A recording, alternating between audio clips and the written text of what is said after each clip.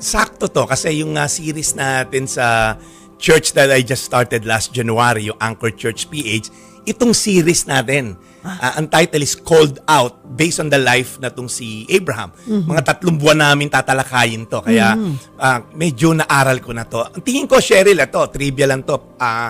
Wala to sa Bible pero feeling ko Pinoy itong si Abraham. Oh, talaga ba? Oo, Bakit akin nararamdaman lang to, mo na Pinoy si Abraham? Kasi unang pangalan niya talaga, Abram. Abram. Okay. Oo, ginawang Abraham, nilagyan ng H. Di ba mga Pinoy? May mga ganun na lagi. Madalas magdagdag ng letter H. Si Aling Tonang naging Tona. Di ba? But seriously, siya po ay tinawag ng Diyos sa isang lugar na nagwo-worship sa mga pagano. Pagan worshiper siya, pati yung tatay niyang si Terah. And then nung tinawag siya ay isang taong kasal kay Sarai at hindi pa sila nagkakaanak. 75 years old Oo siya. nga, matanda na nga sila. Kung makatanda, mag-birthday ka na bukas eh. Oo, Hoy. ikaw ka birthday mo lang. Kaya pareho po kami ni Pastor Jeff na nasa 52. 52 na. Sinabi talaga. 25 ako pag binaligtad. Okay? So, 75 years old when he was called out by God. Si Sarai ay 65. Okay, barren or sa Tagalog po, baog. And matagal na silang kasal. Hindi sila magkakaanak. Scientifically, medically speaking, physically speaking, matanda na. But then again, sa Genesis 12, pinrami sa kanya, I will make you into a great nation. I will bless you. You will be the father of many nations. So parang, kung ikaw, 75 years old, advanced in years, nakailang obigay ni na yung misis mo, talagang hindi magkakaanak. So parang, paano mangyayari yon? That's why he was called the father of faith. Because both of them believed. Sabi sa Hebrews, sa New Testament. Si Sarai believed, si Abraham believed, pero hindi po to overnight. Kaya ang ganda na tong kwento na to, Cheryl. Sa mga tao po na nakikinig ngayon, na parang feeling nyo, ay, senior na ako, wala na sigurong plano sa akin si Lord. Ay, tapos na ako. Yan kasi naparamdaman ng mga senior citizen natin. Pagkatapos mag-serve for many years sa workplace, nag-retire, ito na lang ba ang buhay ko? Nag-aalaga na lang ng anak. Apo, hindi po. Si Abraham po, 75 nung tinawag ni Lord. Nabuhay po siya hanggang 125 if I'm not mistaken. Pero sobra siyang ginamit ni Lord. Hindi pa huli ang lahat. Kaya siya tinawag na father of faith because he believed that God is so powerful na kayang mabuntis yung misis niya. At nabuntis nga. At nabuntis at the age of 90 at si Abraham ay 100. Diba? At matagal, at saka yung ipinrami sa kanila 25 doon years sa kanilang sinabi ni Lord, 'di ba? Bibigyan ko kayo ng anak. Yeah. Pero hindi naman nangyari kaagad, kinabukasan nabuntis na or after several months or several weeks. 25 Sabi mo years. 90 years old siya, 25 years. In the waiting. Ang tagal pa rin nun. Yeah. Still yung kanyang pananampalataya nandoon. Una pa lang yan. Buti hindi bumitaw. Susumipag ngayon, di ba? Sa panahon ngayon. Ang ganda ng sinabi mo, Cheryl, kasi nga, meron kasabihan na faith that is not tested cannot be trusted. Para masabi mong solid yung faith mo, it must be tested. For 25 years. Now, hindi po perpekto si Abraham. Nag-ano rin sila.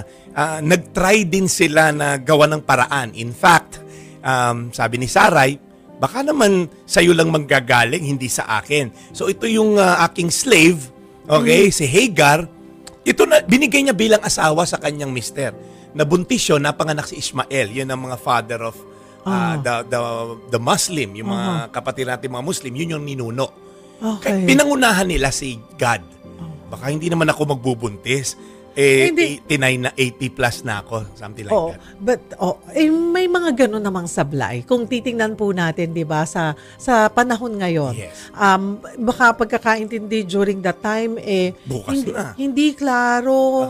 Hindi mo sinabi, Lord, si Abraham lang ba magkakaanak or kaming dalawa? Pero I mean, God was clear. Nabibigyan ko kayo ng anak, kayong dalawa. Yeah. Pero minsan mas sinusunod natin or naniniwala tayo sa sarili nating interpretasyon. Diskarte. Lumilihis tayo, dumidiskarte na I think naman may mga pagkakataon na, Lord, tutulungan na kita. Or baka hindi tayo, hindi klaro sa atin yung mensahe, Lord, pero sige ito, didiskarte ako ng Tulungan konti. kita, Pero Lord. alam ko gusto mo to, ibibigay mo sa akin. Yeah. Nagkaanak si Ishmael pala. Si Ishmael ay naging anak nila. Naging anak. And then, hindi tinanggap ni Lord si Ishmael. Sabi, hindi yan.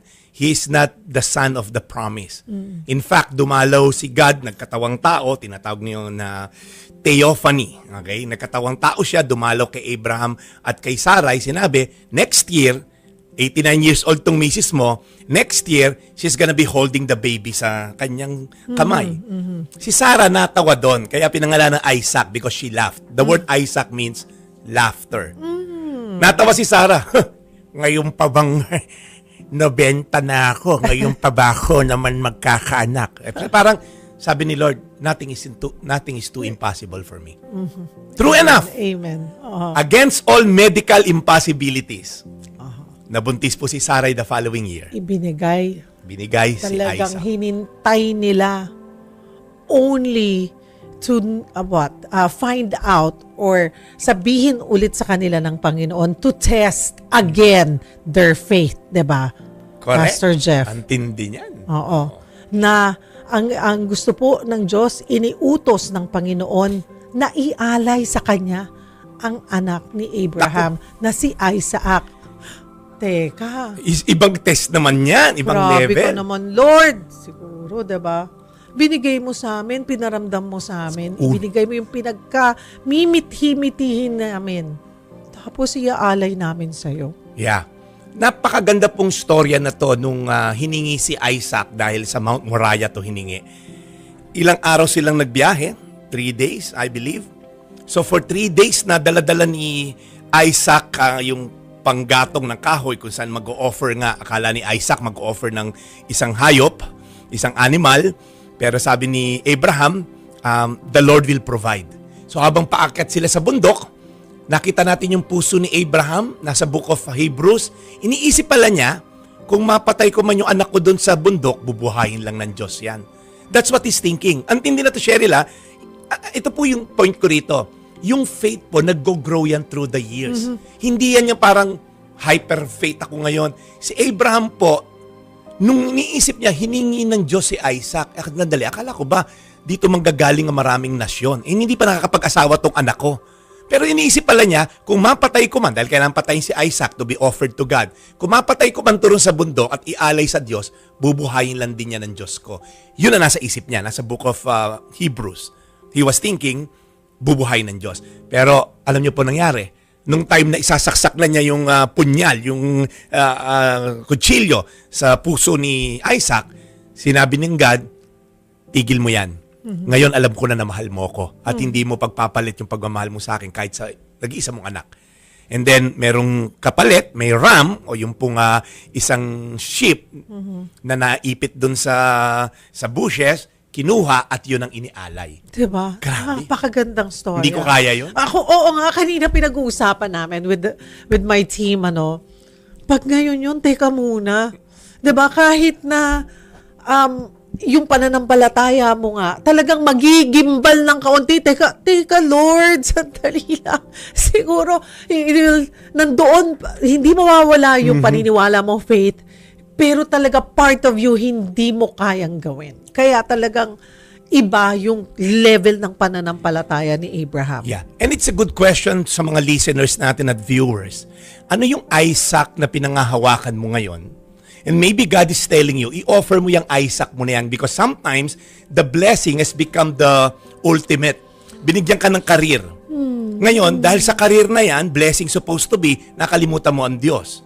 O, kailangan mo mag-golf pag linggo, hindi ka na nagsisimba. Dati, umattend ka ng Bible study, kaso ang dami mo ngayong ginagawa. So, ang nangyari, yung career ngayon na naging Isaac mo, this has been your source of identity, security, significance, and sometimes God will test us. Ako ba mahal mo o yung blessing na binigay ko sa'yo? Sometimes we value the gift more than the giver.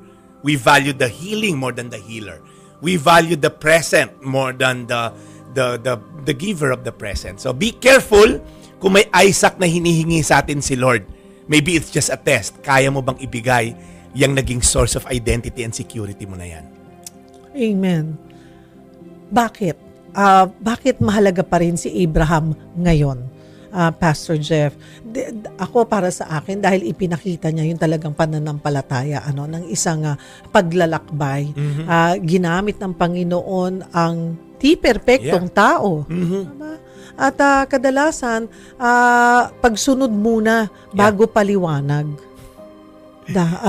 Yung kasi minsan parang, teka, paintindi mo muna sa akin, paintindi. Lord, sandali lang. Bago Hindi ako kita sumunod. maintindihan eh.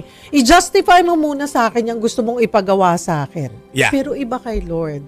I mean, sa ordinaryong buhay natin, sa pang-araw-araw, of course. Yeah. Pero, Panginoon natin yan eh. At wala siyang hahangarin na iba kundi para sa ating kabutihan. So, yun, non-negotiable yun or hindi na dapat yun tinatanong. Diba? I think, Cheryl, maganda yung na-hit mo, no? Yung, alam mo ba, naniniwala ka na yung inuutos ni Lord sa'yo ay para sa kabutihan mo. Kasi kung hindi, kukwestiyonin mo siya. Parang isang bata na kine-question yung tatay, ba't ako magpapayong? Hindi kasi anak makulimlim, magdala kang payong kasi baka umulan. So, alam ng bata, ay hindi, this is for my own good. So, pag alam mo na mahal ka ng Diyos, may pinapagawa sa yung seemingly contradictory, dali lang, Lord. Ba't ko naman i-give up to? Sandali lang, Lord. Ba't ko papatawarin yan? So, may mga utos ang Diyos na parang it doesn't make sense. Katulad kay Abraham, papatayin ko yung anak ko. Kala ko ba dito manggagaling yung maraming nations? Kala ko ba dadami yung lahi ko dahil dito? Ba't papapatay mo sa akin sa bundok ng Moriah? So, pag alam mo na, hindi, my God is powerful, my God is in control, and my God loves me. Cheryl, you don't have to know everything before you obey. I have here a cellphone. Hindi ko alam paanong, pag nag-text ako sa isang app like Viber, pag sinend ko, babato ron sa New York na kaibigan ko yung message in split seconds. Now, I don't have to know fully how it happened, but I still use it anyway. Ngayon, kung kailangan, ay hindi, bago ko gamitin yan, kailangan ko maintindihan yung technical explanation. Hindi. You just use it and trust that it will work. May mga bagay na sadyang mahirap maintindihan, di ba, Pastor Jeff? Paano yung gagawin natin para hindi manghina yung pagkapit natin sa Panginoon? Well, ang good news po kasi, the Bible says God will not give you trials and challenges that you cannot bear. So just like any loving father, yung test din sa anak, hindi naman bibigyan mo ng matinding test. 3-year-old, anak, try mo nga tumawid sa EDSA, mamamatay yun. So kumbaga, know for sure na yung mga testing na pinagdadaanan natin, it's for us to build this, what we call spiritual muscle of faith. So kung meron pinapagawa ang Diyos na parang ang hirap, hindi. Isipin mo, kaya pinapagawa ng Diyos yan, na-assess na niya, kaya mo yan. Just like yung ang ginawa kay Abraham, Yeah. napakahirap nun na test. Napakahirap ng test. Unlike yung sobrang nag-iisang sobrang anak. klaseng pananampalataya yon. Eh di ba may mga ibang character sa Biblia like si Peter. 'Di ba? Dininay siya 3 beses. Ito. Sumablay siya doon sa pananampalataya. Yeah. Pero ito kay Abraham, anak niya, i-offer niya ibang level. Yeah. Pero again, may ginawa ang Panginoon. It was just a test. So kung ganito, kung si Abraham ganun level, kaya natin. Nandoon dapat panatilihin yung pananampalataya. At sa mga nanonood po na parang feeling nyo, Pastor, lagi akong sumasablay. Bangon lang po tayo. Alright? Kumbaga grade 1 level ng testing ng faith nyo, lagi kayo nagfe-fail, siguro mag-ask ka ng grace kay God to overcome. Ano ba yan? Is it as simple as being generous? Baka may mga taong kailangan mo lang tulungan sa maliliit na bagay. Or may kailangan ka bang patawarin this year, February na, pare. Patawarin mo na yan. Maybe God is testing you kasi may malalaki pang challenges na darating sa buhay natin. So, life is a constant testing of our faith because I believe si Lord gusto tayong magamit into higher level of trust. Kaya dito sa pang-elementary level, kung babagsak tayo lagi, paano natin mararating yung college level like in the case ni Abraham, ina si Isaac. Imagine, Cheryl, hindi ina si Isaac nung 1-year-old pa lang. Binatilyo na to. According to scholars. May bonding na, minahal mo na, di ba? Exactly. Ang dami ng memories. But the point is, God has proven Himself faithful. Kung nabuntis Mrs. ko at the age of 90, kaya niyang buhayin to. Ganun na lang. Kumbaga, ang dami ko ng experiences with God being faithful. Hindi ko nata-questioning ba't kailangan mamatay yung anak ko. So, it's the journey of faith more than the destination of faith. Mga kapatid, mula sa ating Bible character, sagutin ang tanong na ito para sa pagkakataon na manalo po ng gift pack mula po sa MX3. Ito ang ating tanong. Paano sinubok ng Panginoon ang pananampalataya ni Abraham? Again, paano sinubok ng Diyos ang pananampalataya ni Abraham? Samahan nyo na rin ng paano sinubok din ng Panginoon ang inyong pananampalataya. Ayan, can you tell us a little about Anchor Church PH? Yeah. Well, I started this desire to reach out the digital space. The fact that more than 9 hours a day ang Pilipino nasa telepono nila. So why not reach out those people na laging, kahit nasa CR, dala nga ng Pinoy ang telepono eh.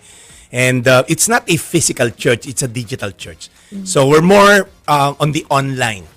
OFW scattered around the world, so nagagather natin yan. So we have like 500 plus attending on a regular basis. And they're inside a chat group, sa WhatsApp chat group. So mamaya nga meron kaming Friday hangout from different time zone, 8 p.m. magkikita-kita kami doon sa via Zoom. So it's a way of reaching out. Alam mo yung mga Filipinos, like there's a case in point, nasa Morocco, walang simbahan doon na mapatendan. But then again, she managed to stumble upon the Anchor Church. And now, she's part of a very lively and thriving community of believers. You know, this is perfect, mga kapatid. Then, sabi mo nga, you want to penetrate. Well, ang tagal mo na rin naman sa digital space. Kaya kilala ka na dyan, Pastor Jeff. But also, doon sa mga magpapamilya. Yes. Diba, hindi na kayo nakakapag-church sama-sama. Correct. Kasi si tatay nagtatrabaho sa ibang bansa. Nandito. Si anak ng ibang bansa na rin. Correct. Dito pwede kayo magkita-kita.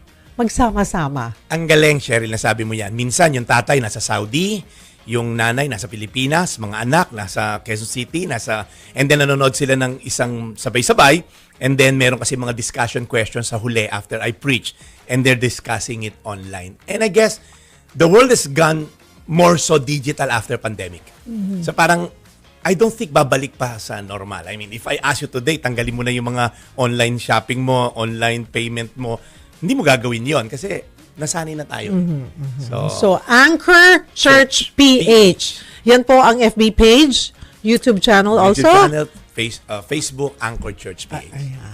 Ito, sa mga nakinig naman po sa kwento ng ating Bible character of the day na si Abraham, sagutin po ang tanong na ito at baka isa ka po sa lucky winner ng gift pack mula po yan sa MX3. Ang ating tanong, paano sinubok ng Panginoon ang pananampalataya ni Abraham? Baka gusto nyo na rin pong isama kung paano rin sinubok ng Panginoon ang inyong pananampalataya. Mag-comment lamang po kayo sa FB page or YouTube channel ng 1PH at ng Cheryl Cosim FB page para po sa chance na manalo ng MX3 gift pack. O ito naman po, sa pagkakataong ito, punta naman po tayo sa isa sa pinakamahalagang parte ng ating programa, ang ating counseling, kasama po si Pastor Jeff. Narito ang ating unang letter sender. Itago po natin sa pangalang Odette. Ang kwento niya, wala nang mas hihigit pa sa mga pinagdadaanan ko ngayon sa buhay. Maaga po ako nag-asawa sa edad na 17 years old. Nagkaroon ng 2 napakapoging mga anak. Hindi naging madali ang buhay ko. 25 years old ang panganay ko ngayon, habang ang aking bunsong anak kinuha na ni Lord noong siya ay 10 taong gulang lamang. Dito ay parang bibigay na ako sa lahat ng problema at sakit hanggang sa nalaman kong may anak pa sa ibang babae ang aking asawa. Hindi ko na alam ang gagawin ko sa buhay. Lagi kong tanong, ano ba talaga ang purpose ko sa mundo? Ano ang laging masaktan at magdusa? Sa ngayon naman ay nakakaranas po ako ng pagsubok sa pinansyal. Nagkaganda lobo-lobo na yung aking utang. Malaki pa rin ang problema ko at hanggang ngayon lumalaban pa rin sa hamon ng buhay. Salamat po. Ito, Pastor Jeff, doon muna tayo sa dinadaing ni Odette na pagkawala ng kanyang anak. Masakit mawalan ng mahal sa buhay, pero paano nga ba kakayanin? Well, Totoo yan. Kasi last year we experienced that firsthand sa aking pong hipag, kapatid ng misis ko, bunso nila, si Ate May. I think death is something na mahirap siyang... pag kami namamatayan, ang hirap i-comfort na, alam mo yon, she's in a better place. Minsan, kahit gusto nila marinig yon, pero it's something na tragic, it's something na it's the end, kumbaga, kasi hindi mo na makakasamang kumain and all. But there's a verse in the Bible that says, sa book of Psalm, that the Lord is close to the brokenhearted. So sa mga may pinagdadaanan po ngayon, maaaring hindi lang to si ate, kung kayo namatayan, know for sure that si Lord po, kumbaga may certain level of closeness siya na mas malapit pagka namatayan ka. Sinabi naman niya yun, mga broken-hearted, hindi lang naman namatayan, yung talaga nagdurugo ang puso. So pangalawa, sabi din naman po sa Bible, I am the resurrection and the life. The one who believes in me, even though they die, they will live. So, sa atin po na mga nakakakilala sa Diyos, yung death is just the start of eternal life.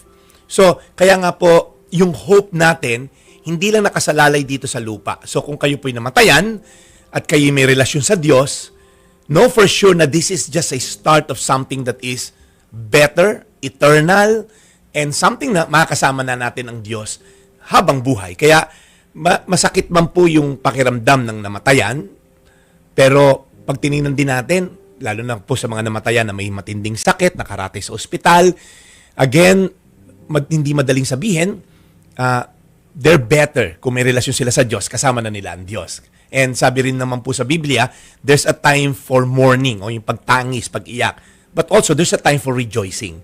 So, kaya po, bibigyan ko kayo ng tip. Pag meron namatayan, minsan, hindi mo kailangan magsalita eh.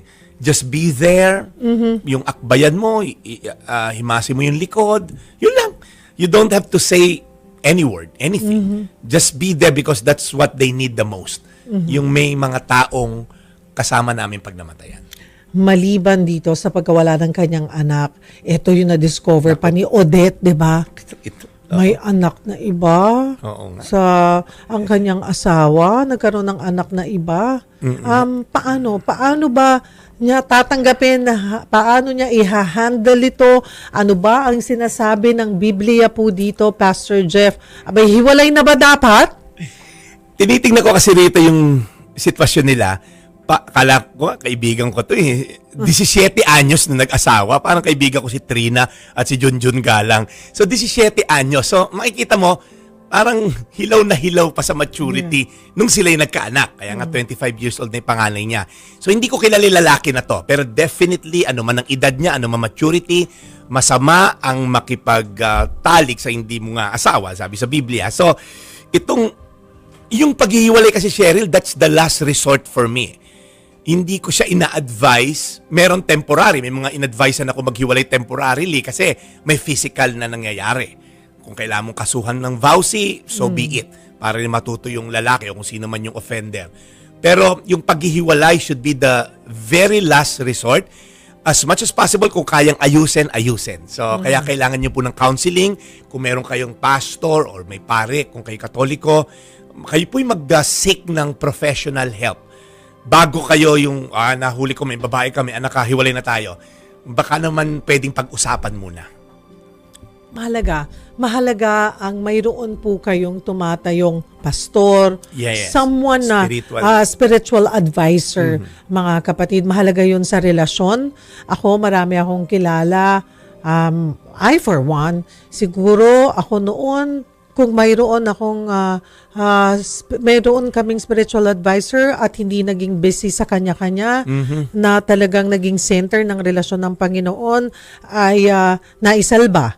Pero may mga pagkakataon na, eto ngayon, hindi ko alam, kalahin mo, tawagin ako ng Panginoon, himasin ulit na, ano ka ba? Tagal mo na akong nakalimutan. Oo, hindi ka nawawala. Pero parang part-time lang ako sa buhay mo. Yan. Diba? Kailangan mayroon tayong ganong pagkilala. Amen. Hindi pwedeng, nagawa ko na yan, nung bata-bata, okay lang po ako pag nakikita ko si Kuyang Sito Beltran or si Tita Connie Reyes. Makukulit yun. Ipe-pray over nila ako. Tapos sabi niyo, attend ka ng church. Okay lang po ako. Nagdadasal naman po ako. Gabi-gabi, hindi po ako nakakalimot kay Lord. Pero it's different. It's different pala, mga kapatid, Iba yung pagtalagang kilala mo ang Panginoon. hindi pa natapos. Meron, Parang si Abraham but wait, lang to. there's more. Oo. Meron pa ba? Ngayon Ano ba? naman din, financial din na problema, di ba? Stressful din ang utang. Oo nga, kasi may kasabihan yung kapitbahay ko sa Kabanatuan nun. May malaki siyang signage. Ang taong baon sa utang, bumahaman, hindi lulutang. Ang kulit. Okay, yeah, yung utang talaga stressful. Minsan, hindi natin maiwasan dahil, I don't know kung single parenting na ba ginagawa nila, naghiwalay na ba sila. Pero, 25 years old naman yung panganay niya. So, baka naman nakakatulong na sa Dapat, oo. dapat nakakatulong na. So, pero, ang warning ko lang po talaga sa utang, kung hindi lang din talaga kailangan, huwag na tayong mangutang. Kung, di ba, kunyari, bibili ka ng bagong cellphone, mangungutang ka sa bangko, huwag mo nang gawin yon. Live within your means. At saka ako, ngayon lang pumasok sa isip ko, I think, hindi naman po nyo kailangan sundin yung punakot advice, na bago po kayo mangutang, wag nyo, lalo na kung kayo mag-asawa, or kung kayo na lang ng anak mo, kasi pamilya kayo i-discuss nyo muna. Correct. May agreement. Oo, pagplanuhan nyo, wag nyong itago. Kasi kung kagaya niyan, lalo na, at wag nyong gagawin po yung wag kayong mag-online loan. Nako! Kasi sobra po sila talagang, Oo. kahit na sabihin nating mga legit, sorry, ang laki po ng interest. Interest. Pero, syempre, may justification sila. Bakit malaki interest? Wala namang collateral.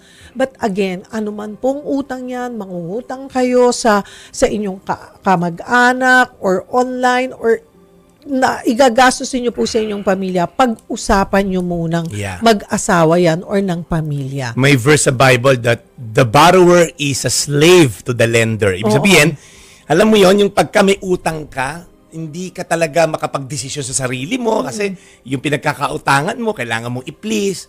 And ako lang po, ang advice ko lang kung may utang po kayo ngayon, i-try nyong mag-downgrade ng lifestyle. Kung ano man yung masasave in between, simulan nyo ng bayaran unti-unti. Kunyari, 5 utang nyo, hanapin mo yung pinakamababa. Kunyari, dito, 1,000 lang to. Unahin mo yon. O Full di 4 payment. na lang. Oo. 4 na lang utang mo. Ito, magkano to? 2,500. Bayaran mo yan. So, ngayon, 3 na lang. And gagaan siya. Eventually, 3 na Diba? lang. 2 Nasubukan ko rin yan. Oo. Pero pag yun nabayaran nyo na po lahat, nako, mas Magaan. makakatulog ka ng masarap. Pero kailangan lang po talaga, test din yan sa kakayanan nyo. Diba? Isipin nyo na lang, inutang mo yan Obligasyon nyo po yung bayaran, mga kapatid. Maraming salamat sa ipinadala mong sulat, Odette. Basahin natin, Pastor Jeff, ang ikalawang letter sender natin. Perfect mornings po. Ako si Lace. Hindi ganun ka-perfect ang buhay ko. Masaya po ang pamilya namin kahit kapos paminsan. Masipag at porsigido naman ang mister ko. Lalo pat may 4 kaming maliliit na chikiting. Kaya doble kayod talaga. Alam niyo po, bibilib kayo sa mister ko. Madaling araw, nasa palengke na para bumili ng paninda niya, ang turo-turo. Pagka uwi niya, mag-aayos sa bahay at ihahatid sa eskwelahan ang mga bata. Pagkatapos nito, didiretso na siya sa pagtitinda. At matapos ang maghapong pagtitinda, diretso naman siya sa live selling ng mga ukay na damit. Iba kang level, hubby. Yan ang husband. Ayan.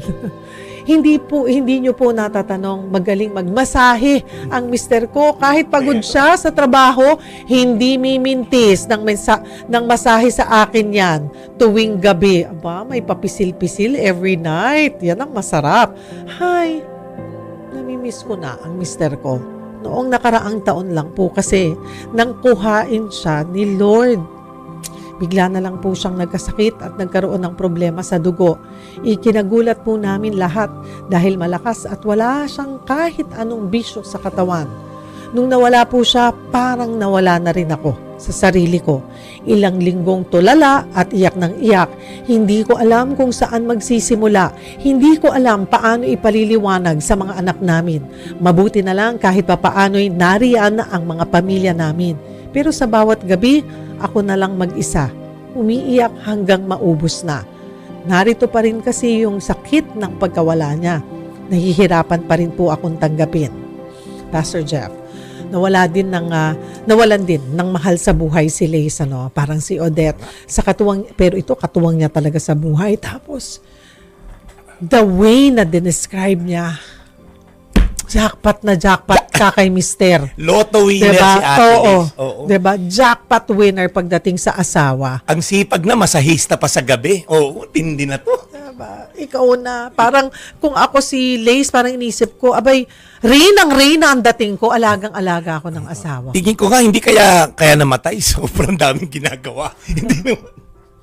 Pero, yun din paalala, sa sobrang marami pong ginagawa, pahingang kailangan. Yung klase ng lifestyle, alam mo, mayroon din kaming inilabas na storya sa Frontline Pilipinas at sa One Balita Pilipinas, ay, ipinanganak na siya ng may problema sa puso, pero nagkaroon siya ng normal na buhay. Pero sa sobrang workaholic siya, Yan. ngayon she's going through a lot sa kanyang kalusugan. So, napabayaan. Hindi po selfish na alagaan nyo rin yung sarili nyo, mga kapatid. Kahit na gaanong kailangan po ito ng inyong pamilya, huwag nyong kakalimutan na alagaan ang sarili nyo. Kasi kung kayo ang magkasakit, kung kayo ang mawala, paano ang pamilya nyo? Diba? Okay, with Lace, Pastor Jeff, anong sinasabi ng Panginoon tungkol sa mga mahal sa buhay na nawala or nawawala? Well, ang tanong kasi nga dyan, bakit kinuha ni Lord yung mga mababait, mga ganon? Di ba? May mga tanong na ganon sa akin, Cheryl, bilang pastor may mga biro pa nga na, ayoko maging mabait, makakunin ako kagad ni Lord. Oo nga, oo. Baka si Lord de Vera kumuha sa inyo. Okay, so, pero, una, may mga tanong na maaaring hindi mo makuha yung sagot dito. Pagdating mo sa langit, ang tawag ko doon, heaven's list. Doon mo na lang itanong kay Lord, Lord, ba't mo kinuha yung asawa ko, ang bata-bata pa, and all that. Di ba? Ngayon, may mga galawan ng Diyos na hindi natin alam, pero later on, malaman mo, kaya pala. So kung naniniwala kang God is in control and God loves you, siguro, ang ganda na lang yung time niya, and then may 4 kayong anak, I get that. Pero ito yung promise naman sa Bible, Ate Lace. Sabi doon, I am the father to the fatherless, defender of widows. Sabi ni Lord, may special care ako sa mga katulad mo na mga na ulila. Ako ang tatayong ama sa mga taong walang ama. Ako ang tatayong asawa sa mga katulad nga ni Ate Lace na nawala ng asawa. Ibig sabihin, God will never leave you nor forsake you. That's for sure. And then yung tanong mo, bakit kinuha ni Lord? Hindi ko alam ang sagot doon. I wish I have the answer. Pero itong sabi kasi sa Biblia, sa Revelations 21:4, He will wipe every tear from their eyes.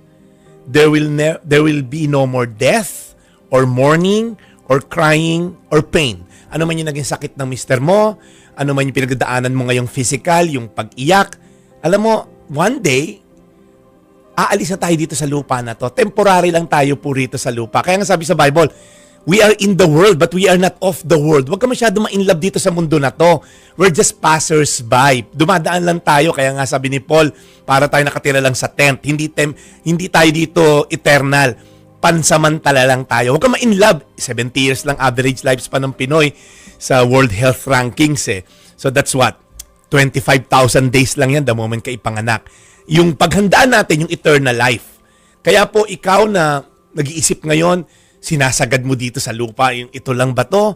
Hindi po. May naghihintay sa ating far, far, far better. Walang sakit, wala na pong bilihan doon ng gamot, hindi mo na magagamit yung senior citizen card mo rin for discount. Heaven is such a beautiful place because the presence of God is there. Kaya po, sa mga namatayan, sa mga may tanong, kine-question natin ang kabutihan ng Diyos, wag po. Magtiwala lang tayo na ang Diyos na nakakaalam, ba't niya kinuha yung ating mahal sa buhay, kahit bata pa or later, matanda na, siya nakakaalam. Ang labanan lang, ito Cheryl, and this is very hard, will you trust God's timing? Yung kasi yung labanan eh. Kasi ang kine-question yung timing eh. Bakit naman Lord ganun? 4 pa anak namin. Sana nakagraduate muna sa namatay. Hindi ko alam. Sana kung alam ko, di sasabihin ko kay Ate Lace. Kaya lang, God has His own timing. Sabi sa Bible, there's a time for everything. A time to be born, a time to die. So kung si God ang nag-decide, kukunin ko na yan, who are we to question Him? Because God is the Alpha and the Omega, the beginning and the end. Alam niya yung simula at ang ending. Nakikita niya in between. Kukunin ko na to. Hindi mo pwedeng questionin yon kasi mas alam niya yun eh. Kaya tayo, it's okay umiyak. 1 year na sigurong namatay nga yung asawa ni Ate Lace. Pero rest assured, Lord, I just trust your timing. Amen. Maraming salamat po sa ipinadala niyong sulat, Lace and Odette, kung kayo po ay may pinagdadaanan at kailangan na makakausap. Maaari rin po kayong tumawag sa crisis hotline ng National Center for Mental Health, 0919-057-1553 at sa 0966-351-4518. Bukas ang kanilang linya po 24 oras. Basahin po natin. Nako! Kapos na tayo sa oras pero napakadami ng ating mga Comments. Oo, messages. Teka, Si Adamian Moises. Ayan pala eh. Meron ka na Alright. pala agad eh. Inalay ni Abraham ang kaisa-isang anak niya sa Diyos para subukin siya kung gaano ka talaga kalaki ang pananampalataya niya sa Panginoon. Tapos ito si Jess Caceres.